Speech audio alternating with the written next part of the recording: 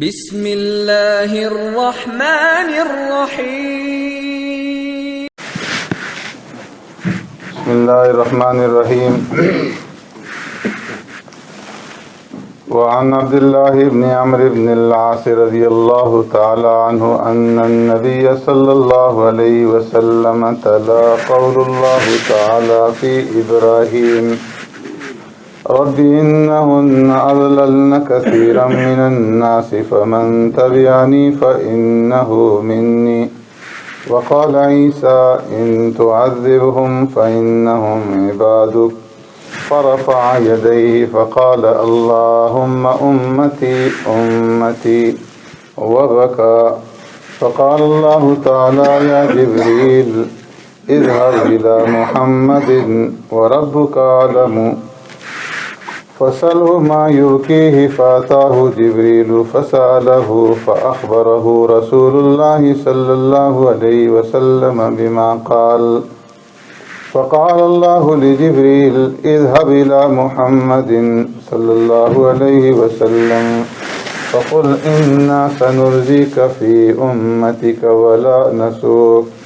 رواه مسلم او كما قال عليه الصلاة والسلام صدق رسول الله صلی اللہ علیہ وسلم۔ حضرت عبداللہ بن عمرو بن العاص رضی اللہ تعالی عنہ روایت فرماتے ہیں، ایک مرتبہ پیارے پیغمبر صلی اللہ علیہ وسلم نے صحابہ کے مجمع میں اللہ تبارک و تعالی کا یہ ارشاد جو سورہ ابراہیم میں ہے اور جو حضرت ابراہیم علیہ السلام قیامت کے دن اپنے رب کے سامنے عرض کریں گے، ربی انہن اضللن کثیرا من الناس، اے میرے پروردگار ان بتوں نے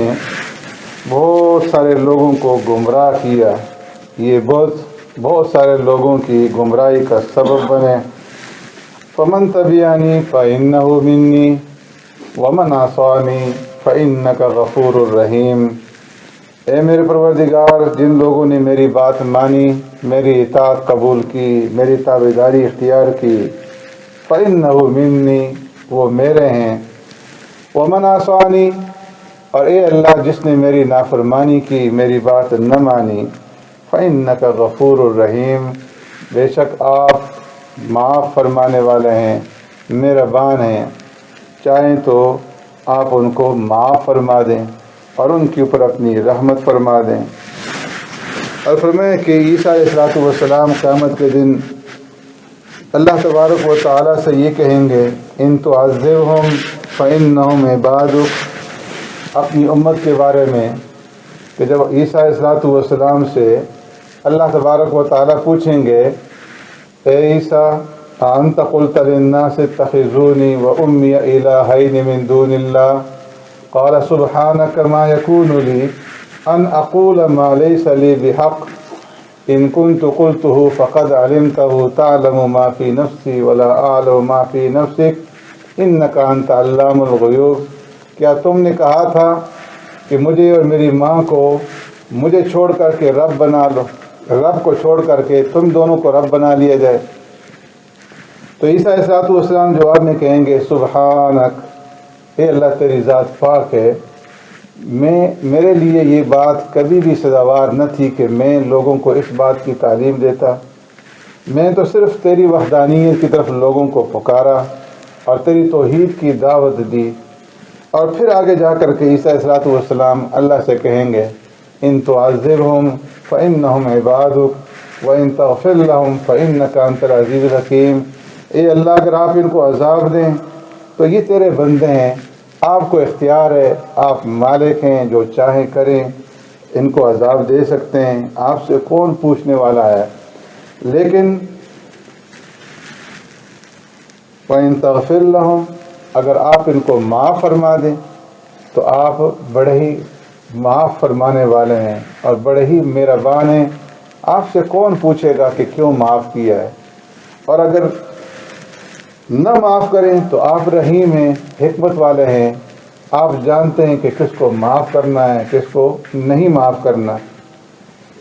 دونوں پیغمبروں کی اس بات کو نقل کرنے کے بعد پیارے پیغمبر صلی اللہ علیہ وسلم کو اپنی امت کا خیال آ گیا۔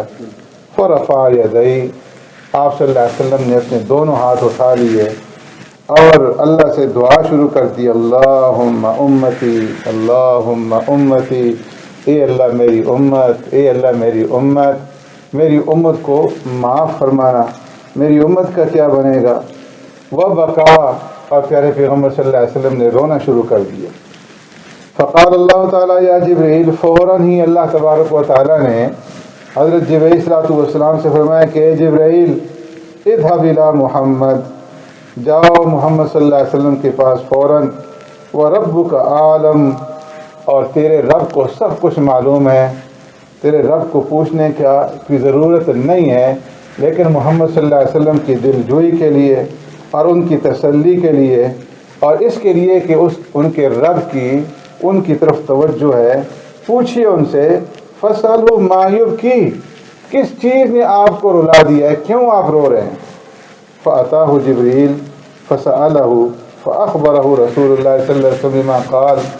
جبرائیل صلی اللہ علیہ وسلم آئے اور آ کر کے پیارے پیغمبر صلی اللہ علیہ وسلم سے رونے کی وجہ پوچھی، سبب پوچھا، تو سرکار دو عالم صلی اللہ علیہ وسلم نے اپنے الفاظ میں بتا دیا کہ میں کیوں رو رہا ہوں۔ فقال اللہ لجبریل، جبرائیل صلی اللہ علیہ وسلم اللہ کے پاس گئے، اللہ کو بتایا کہ محمد صلی اللہ علیہ وسلم اس وجہ سے رو رہے ہیں، تو اللہ نے جبرائیل صلی اللہ علیہ وسلم سے پھر فرمایا، اذهب الى محمد، جاؤ محمد صلی اللہ علیہ وسلم کے پاس، فقل انا سنرضیک فی امتک، اور ان سے کہہ دو کہ میں آپ کی امت کے بارے میں آپ کو راضی کر دوں گا، ولا نسوک، اور میں آپ کو غمزدہ نہیں چھوڑوں گا، آپ کو غمگین نہیں چھوڑوں گا۔ آخرت کے ایمان بالآخرت کا ذکر ہو رہا ہے، تو آخرت کے عقائد میں سے ایک عقیدہ جو ہے وہ شفاعت کا ہے کہ قیامت کے دن پیارے پیغمبر صلی اللہ علیہ وسلم، حضرات انبیاء علیہ السلام، علماء، شہداء اور باقی نیک لوگ جو گناہ گار ہوں گے، ان کے حق میں اللہ تبارک و تعالیٰ کی اجازت سے، اللہ رب العزت کی اذن سے شفاعت کریں گے، سفارش کریں گے۔ اور فرمایا کہ شفاعت کا یہ جو دروازہ ہے یہ پیارے پیغمبر صلی اللہ علیہ وسلم کھولیں گے۔ آدم علیہ السلام سے لے کر کے حضرت عیسیٰ علیہ السلام تک لوگ تمام انبیاء علیہ السلام کے پاس جا کر کے اپنی شکایت کریں گے اور شفاعت کی درخواست کریں گے، لیکن سارے انبیاء علیہ السلام امت اپنے نفسی کا ورد کریں گے کہ آج ہمیں اپنی ہی پڑی ہوئی ہے، اور بالآخر سرکار دو عالم صلی اللہ علیہ وسلم کے پاس یہ سب لوگ جمع ہو کر کے آئیں گے اور آپ صلی اللہ علیہ وسلم پھر سفارش کریں گے۔ جو قیامت کے دن ہوگی اس کو شفاعت کبریٰ کہا جاتا ہے اور شفاعت عظمیٰ کہا جاتا ہے، اور یہ شفاعت اس لیے ہوگی کہ تاکہ لوگ اس گرمی سے اور اس مصیبت سے، اس پریشانی سے چھٹکارا پا لیں اور حساب کتاب شروع ہو۔ اور اس کے بعد سرکار دو عالم صلی اللہ علیہ وسلم پھر مختلف مواقع پہ شفاعت فرمائیں گے۔ پھر آپ صلی اللہ علیہ وسلم کی جو دوسری شفاعت ہوگی وہ اس لیے ہوگی کہ جو حساب کتاب ہے اس حساب کتاب کے اندر تخفیف ہو، آسانی ہو۔ اور پھر سرکار دو عالم صلی اللہ علیہ وسلم شفاعت کریں گے ان لوگوں کے بارے میں، گناہ گاروں کے بارے میں، کہ جن کے بارے میں فیصلہ ہوگا کہ انہیں جہنم میں بھیج دو، تو آپ صلی اللہ علیہ وسلم شفاعت کریں گے کہ یا اللہ ان کے قصور کو معاف فرما دو اور انہیں جہنم سے بچا دیں۔ پھر سرکار دو عالم صلی اللہ علیہ وسلم شفاعت فرمائیں گے ان لوگوں کے بارے میں جو گناہ گار مسلمان ہیں، ایمان والے ہیں، جنہیں جہنم کے اندر بھیج دیا جائے گا، تو ان کو جہنم سے نکالنے کے لیے پیارے پیغمبر صلی اللہ علیہ وسلم شفاعت فرمائیں گے۔ اور پھر آپ صلی اللہ علیہ وسلم جو پانچویں شفاعت فرمائیں گے تو وہ اہل ایمان کے درجات کے اندر ترقی کے لیے شفاعت کی جائے گی۔ جب جنت میں چلے جائیں گے تو بعض اہل ایمان کے بارے میں آپ صلی اللہ علیہ وسلم اللہ سے سفارش کریں گے کہ ان کے درجات کو اور زیادہ بلند کر دیا جائے۔ اس کے علاوہ بھی تقریباً 10 قسم کی شفاعت کا حضرات محدثین نے ذکر کیا ہے، اور یہ سب کی سب شفاعت جو ہے حق ہے اور ہمارا اس کے اوپر ایمان ہے۔ اور فرمایا کہ سب سے پہلی جو شفاعت ہے وہ شفاعت کبریٰ ہے کہ جس وقت میدان محشر کے اندر لوگ ہوں گے حتیٰ یہموا بذالک، اور انہیں انتہائی خبث کی وجہ سے، تپش کی وجہ سے اور پسینوں کے اندر غرق ہونے کی وجہ سے برا حال ہوگا، تو اس وقت وہ کہیں گے استشفعنا الی ربنا، ہمیں کوئی آدمی ڈھونڈنا چاہیے کہ جو اللہ کے سامنے ہماری سفارش کرے تاکہ ہمیں اس مصیبت سے ہماری جان چھوٹ جائے اور ہمیں راحت مل جائے اس جگہ سے۔ تو آدم علیہ السلام کے پاس آئیں گے، فیقولون انت آدم ابو الناس خلق اللہ بیدیک واسکنک جنتہ واسجد لک ملائکتہ وعلمک اسماء کل شیء، اے آدم آپ تمام انسانیت کے باپ ہیں، اللہ نے آپ کو اپنے ہاتھ سے پیدا کیا، آپ کو اللہ نے جنت کے اندر ٹھہرایا، فرشتوں سے آپ کو سجدہ کروایا اور ہر چیز کے نام آپ کو سکھلا دیے۔ اشفع لنا عند ربک حتی یریحنا من مکاننا، آپ اپنے رب سے، جس رب نے آپ کو اتنی صفات سے نوازا ہے، سفارش کیجیے کہ ہمیں اس جگہ سے نجات مل جائے۔ تو آدم علیہ السلام کہیں گے لست ہناکم ویذکر خطیئتہ التی اصابہ اکل من شجرہ، کہ میں اس سفارش کا حقدار نہیں ہوں۔ اور پھر آدم علیہ السلام اپنی اس خطا کا ذکر کریں گے کہ اللہ نے مجھے کہا تھا کہ ولا تقربا هذه الشجرہ، اس درخت کے قریب نہ جانا، اور میں نے اس درخت کا پھل کھا لیا تھا۔ نہ معلوم اللہ رب العزت آج مجھ سے پوچھ لیں کہ آدم کیوں تو نہیں پھل کھایا تھا، تو اس لیے میں تو اس کا حقدار نہیں ہوں۔ لیکن ایتو نوحا اول نبی بعثہ اللہ الی اہل الارض، نوح علیہ السلام کے پاس جاؤ، وہ اللہ کا پہلا نبی ہے کہ جس کو اللہ رب العزت نے زمین کی طرف مبعوث کیا نبی بنا کر کے۔ تو لوگ نوح علیہ السلام کے پاس آئیں گے اور نوح علیہ السلام سے کہیں گے کہ آپ اللہ سے سفارش کریں، تو نوح علیہ السلام بھی نفسی نفسی کہیں گے اور فرمائیں گے کہ لست ہناکم، یہ میرا عہدہ نہیں ہے کہ میں سفارش کر سکوں۔ وَيَذْكُرُ خَطِيئَتُهُ الَّتِي أَصَابَ سَوَالَ رَبَّهُ بِغَيْرِ عِلْمٍ، اپنی اس خطا کا ذکر کریں گے کہ جو بغیر علم کے انہوں نے رب سے سوال کر دیا تھا، کہ جس وقت نوح علیہ السلام کی کشتی جا رہی تھی اور ان کا بیٹا ان کی نگاہوں کے سامنے ڈوب رہا تھا، تو اس وقت نوح علیہ السلام نے رب سے کہا تھا ربی ان ابنی من اہلی وان وعدک الحق وانت احکم الحاکمین، اے میرے پروردگار یہ میرا بیٹا میرے اہل سے، میرے خاندان سے، اور تیرا یہ وعدہ تھا کہ میں تیرے اہل کو نجات دے دوں گا، یہ تو میرے اہل سے تھا۔ وان وعدک الحق وانت احکم الحاکمین، اے اللہ تیرا وعدہ تو سچا ہے، آپ تو احکم الحاکمین ہیں۔ قال یا نوح انه ليس من اهلك انه عمل غیر صالح فلا تسألنی ما ليس لك به علم انی اعظک ان تکون من الجاہلین۔ تو رب العالمین کی طرف سے جواب ملا کہ اے نوح یہ تیرا بیٹا تیری اہل میں سے نہیں تھا، اس لیے کہ یہ تیرے اوپر ایمان نہیں لایا اور اس نے کافروں کی مائیت اختیار کی۔ فلا تسألنی ما لیس لک بہ علم، اس لیے مجھ سے ایسی بات کے بارے میں مت سوال کیا کرو جس کے بارے میں تمہیں علم نہ ہو۔ انی اعظک، میں تمہیں نصیحت کرتا ہوں ایسا نہ ہو کہ تم بے خبروں میں شامل ہو جاؤ۔ تو اس وقت نوح علیہ السلام نے پھر فوراً معذرت کر لی۔ تو اس وقت نوح علیہ السلام کو اپنی یہ بات یاد ہوگی کہ میں نے اللہ کی اجازت کے بغیر اللہ سے اپنے بیٹے کے بارے میں سوال کر لیا تھا، ایسا نہ ہو کہ اللہ مجھ سے آج پوچھ لیں کہ اے نوح تو نے یہ سوال کیوں کیا تھا، اس لیے میں تو نہیں کر سکتا، تم جاؤ حضرت ابراہیم علیہ السلام کے پاس کہ وہ خلیل الرحمن ہیں، اللہ کے دوست ہیں، اور وہ تمہاری سفارش کریں گے۔ فیاتون ابراہیم علیہ السلام کے پاس آئیں گے اور ان سے عرض کریں گے تو وہ بھی معذرت کر دیں گے اور اپنی 3 باتوں کا ذکر کریں گے کذبہن، کہ جو بظاہر جھوٹ تھیں، تو اس لیے فرمایا کہ وہ بھی انکار کر دیں گے۔ اور وہ 3 باتیں جو حضرت ابراہیم علیہ السلام نے ایک اس وقت فرمائی تھی کہ جس وقت قوم کے لوگوں نے جب میلے پہ جا رہے تھے، عید کا میلہ تھا، تو ابراہیم علیہ السلام سے کہا کہ آؤ ابراہیم ہمارے ساتھ چلو میلے کے اندر۔ تو ابراہیم علیہ السلام نے فرمایا تھا انی سقیم، کہ میری طبیعت ٹھیک نہیں ہے۔ اور ابراہیم علیہ السلام کا مقصد یہ تھا کہ یہ لوگ جائیں گے میلے کے اندر تو پیچھے سے میں ان کے بتوں کو پاش پاش کروں گا، ٹکڑے ٹکڑے کروں گا۔ اگرچہ ان کا یہ کہنا انی سقیم کہ میری طبیعت ٹھیک نہیں ہے، یہ غلط نہیں تھا، اس لیے کہ ان کے شرک کی وجہ سے ان کا دل جو ہے وہ دکھ رہا تھا، دل جو ہے وہ بیمار تھا، لیکن فرمایا کہ چونکہ شکل تھی جھوٹ کی، اس لیے فرمایا کہ اس کو بھی ابراہیم علیہ السلام نے کذبات کے اندر شامل کیا۔ اور پھر اسی طریقے سے جب ان کے بتوں کو ابراہیم علیہ السلام نے توڑ دیا اور جب وہ لوگ واپس آئے تو انہوں نے پوچھا کہ اے ابراہیم یہ کس نے کیا ہے؟ انت فعلت ھذا بآلیتنا یا ابراہیم؟ قال بل فعلہ کبیرہم ھذا فاسألوہم ان کانوا ینطقون۔ اے ابراہیم کیا تم نے ہمارے بتوں کو توڑا؟ تو جواب میں فرمایا کہ بل فعلہ کبیرہم، کلہاڑا جو ہے یہ اس بڑے بت کے کندھے پہ پڑا ہوا ہے، اس سے پوچھو۔ تو یہ بھی ان کو لاجواب کرنے کے لیے ابراہیم علیہ السلام نے ایسا فرمایا تھا۔ اور تیسرا جو ہے اپنی بیوی کو بچانے کے لیے کہہ دیا تھا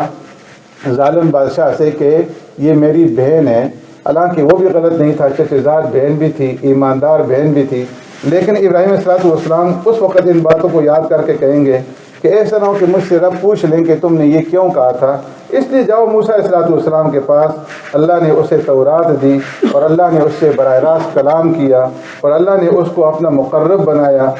تو موسیٰ علیہ السلام کے پاس آئیں گے، ان سے درخواست کریں گے، وہ بھی کہیں گے کہ میں نہیں کر سکتا۔ وَيَذْكُرُ خَطِيَّتُهُ الَّتِي أَصَابَ قَتْلَهُ النَّفْسُ، انہیں وہ قتل یاد آئے گا کہ جو ایک قبطی کا انہوں نے قتل کر دیا تھا۔ تو فرمائیں گے کہ جاؤ تم عیسیٰ علیہ السلام کے پاس، وہ اللہ کے بندے ہیں، اللہ کے رسول ہیں، روح اللہ ہیں، اللہ کے کلمے ہیں۔ تو یہ لوگ عیسیٰ علیہ السلام کے پاس آئیں گے اور وہ کہیں گے کہ میں بھی نہیں کر سکتا، تم جاؤ محمد صلی اللہ علیہ وسلم کے پاس۔ غفر اللہ لہ ما تقدم من ذنبی وما تأخر، کہ اللہ نے ان کے اگلے پچھلے سارے گناہوں کو معاف کر دیا ہے۔ تو یہ لوگ فرمایا کہ سب آئیں گے میرے پاس، فاستأذنوا علی ربی، اور پھر میں اپنے رب کے پاس جا کر کے رب سے شفاعت کی اجازت مانگوں گا، میرا رب مجھے اجازت دے دے گا، اور میں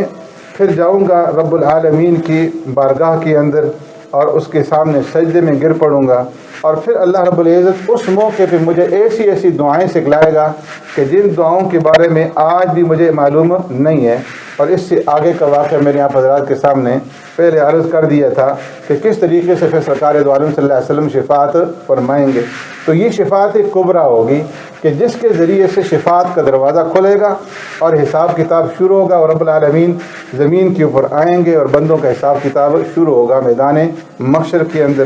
پھر اس کے بعد جو دوسری سفارشیں ہیں کہ جب لوگ جہنم میں چلے جائیں گے تو اس کے بعد سرکار دو عالم صلی اللہ علیہ وسلم پھر رب سے شفاعت کریں گے، یا رب امتی امتی، اے میرے رب میری امت میری امت۔ فرمایا فانطلق فاخرج مما كان في قلبي، تو رب العالمین اجازت دیں گے مجھے، اے محمد جاؤ اور جس بندے کے دل میں ایک جو کے دانے کے برابر بھی ایمان ہو اسے جہنم سے نکال لاؤ۔ فرمایا کہ میں جاؤں گا اور ان لوگوں کو جہنم سے نکال لاؤں گا، پھر اللہ کے پاس جاؤں گا، اللہ کی حمد و ثنا بیان کروں گا، اللہ کے سامنے سجدے میں گر جاؤں گا، اور پھر اللہ سے سوال کروں گا، یا ربی امتی یا ربی امتی۔ اللہ فرمائیں گے محمد اپنا سر اٹھاؤ، جو کہو گے سنا جائے گا، جو مانگو گے دیا جائے گا، جس کی صفات کرو گے سفارش قبول کی جائے گی۔ تو میں سر اٹھا کر کے کہوں گا یا ربی امتی امتی، فیقول انطلق فاخرج من کان فی قلبی مثقال ذرۃ او خردلۃ من ایمان۔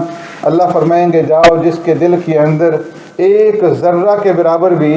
یا ایک رائی کے دانے کے برابر بھی ایمان ہو اسے جہنم سے نکال لاؤ۔ میں جاؤں گا اور جا کر کے لوگوں کو نکالوں گا، پھر لوٹوں گا، پھر اللہ کے سامنے جاؤں گا، پھر اللہ کی حمد و ثنا بیان کروں گا، اس کے سامنے پھر سجدے میں گر پڑوں گا۔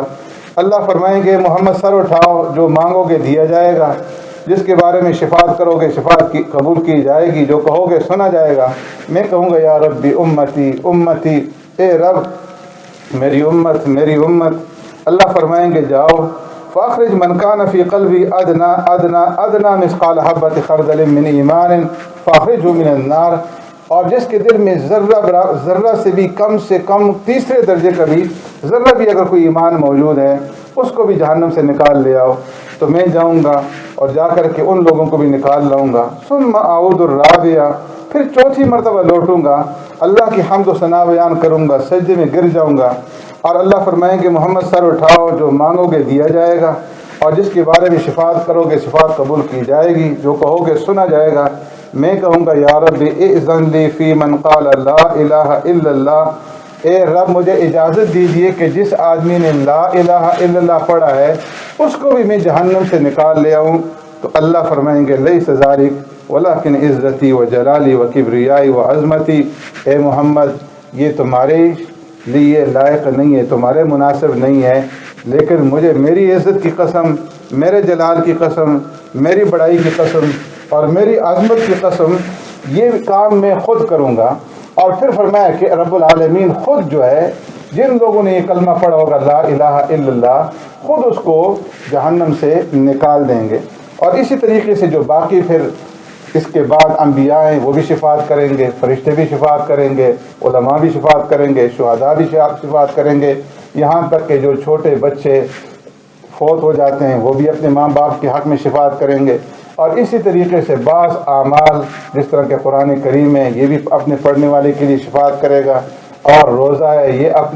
اپنے روزہ رکھنے والے کے لیے شفاعت کرے گا۔ تو یہ باقی لوگ جو ہیں اس کے بعد شفاعت کریں گے، یہاں تک کہ آخر میں فرمایا کہ شفاعت یہاں تک پہنچ جائے گی کہ جہنمیوں کو لائن میں قطار میں کھڑا کر دیا جائے گا، اور ایک ایمان والے وہاں سے گزریں گے تو جہنمیوں کو دیکھ کر کے آواز دیں گے کہ اے فلانے، کیا تم مجھے جانتے نہیں ہو؟ میں فلانا ہوں جس نے فلاں موقع پہ تمہیں پانی پلایا تھا۔ اور دوسرا کہے گا کہ آپ مجھے جانتے نہیں، میں وہ ہوں کہ جس نے فلاں موقع پہ تمہیں وضو کرنے کے لیے پانی دیا تھا۔ تو فرمایا کہ وہ بھی ان کے حق میں شفاعت کریں گے اور ان کو جہنم سے نکال کر کے جنت کے اندر لے آئیں گے۔ سبحانک اللہم و بحمدک، نشہد ان لا الہ الا انت، نستغفرک و نتوب الیک۔ اللہم ربنا آتنا فی الدنیا حسنہ وفی الآخرۃ حسنۃ وقنا عذاب النار وقنا عذاب القبر وقنا عذاب الحشر وقنا عذاب الدین وقنا عذاب المیزان۔ اللہم انک عفو کریم تحب العفو فاعف عنا۔